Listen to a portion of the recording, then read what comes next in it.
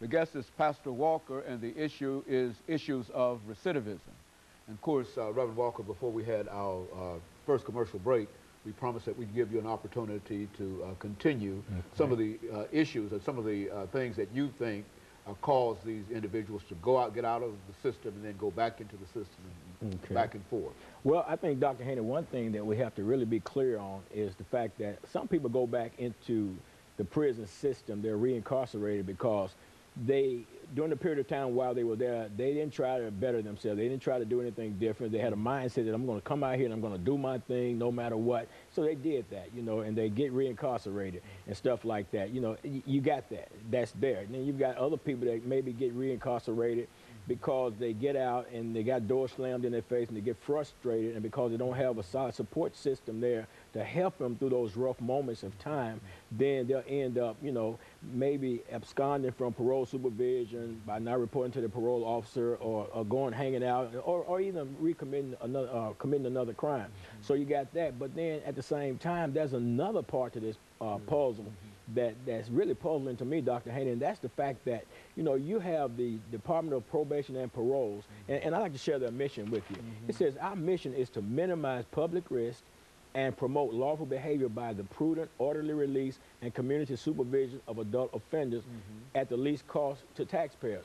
Now, that's a great, that's a great mission statement, you know, to be able to supervise these adult individuals and stuff like that, making sure that they're on course and everything like that.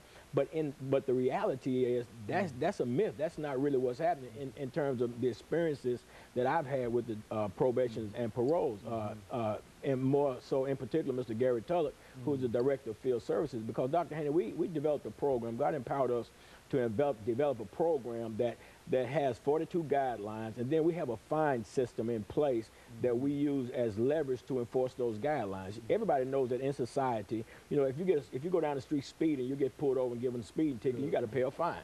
You know, they supervise you on parole. If you don't pay, you know, parole fees and all that stuff, they'll violate you and all that stuff like that.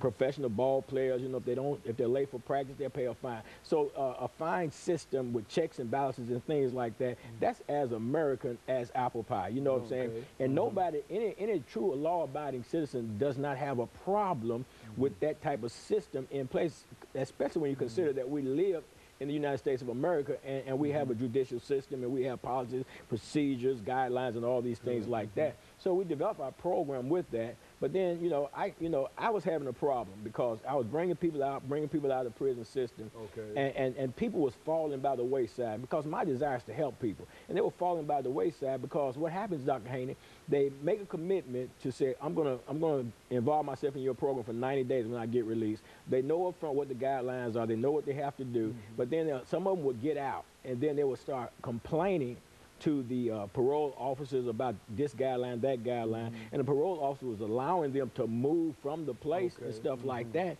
And then what happened was the person, they moved from the structured environment that they had paroled into, and now they're out there failing. So they actually been set up to fail in a situation like that. By taking them out the program itself. By taking them out the program. Absolutely, because our program is structured. You know, you got groups to go to, you got church to attend, you got Bible study to attend, you got to work your job, pay your program fees, and it's supervised, you know, and it's structured. And when they were taking them out and doing that, so I had an issue with that. So I called the Department of Probation and Parole and tried to schedule a meeting. I talked to Betty also.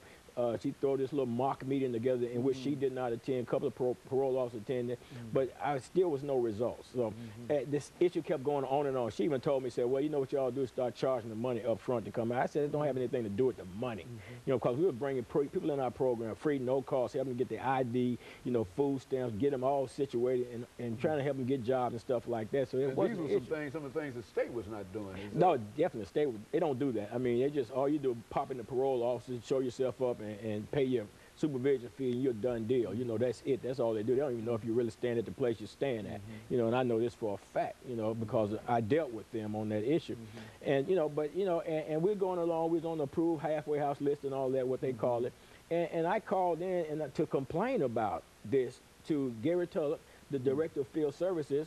And Dr. Haney, I get a letter back, and I got to read this, Dr. Haney. This just is. It said, it has come to our attention that of this agency that your program fines residents for unacceptable behaviors. Now, right then and there, I'm like, man, this has got to be something crazy here.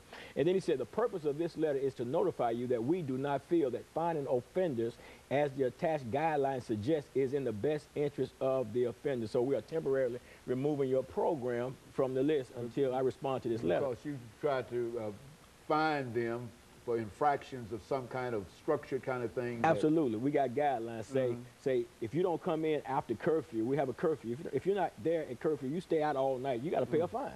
You know what I'm saying? But he didn't feel like that was in the best interest of the offender. So I'm trying to say, okay, if your responsibility is to supervise these people that have been paroled back into our society, and your supervision of these people is to protect, you know, those of us in society that are afraid to say, hey, we don't want these people back out. You know, so many people in society say we don't want them back out, but since they're coming out in a supervised situation into a structured program or something like that, then, okay, we can let our guards down. We're more at ease. But then at the same time, you're telling me that I'm wrong because I have a fine system in place, just like the court system does, just like they have, you know, you technically violate somebody if they move without letting you know they move, but something is wrong with my system, you know, and that doesn't make sense to me. You know, how in the world could there be a problem with finding somebody for violating the guidelines, which they should violate anyway? I mean, it should be the position of the Department of Probation and Parole to make sure that these people are living a structured life, abiding by the laws of the state of Tennessee or whatever guidelines, the program or job or whatever else. Well, would you say that the only outcome for not having a structured kind of relationship with these individuals that you have is recidivism?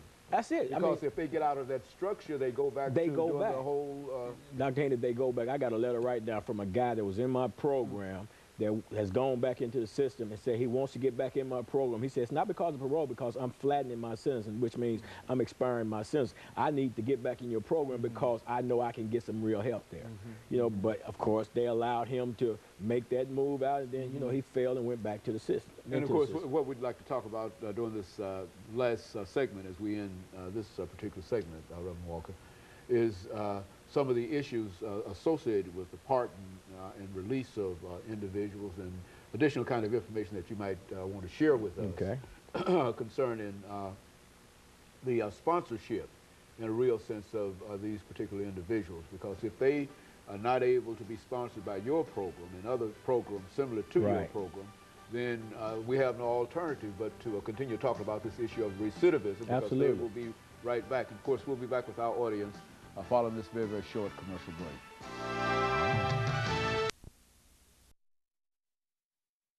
The issue is the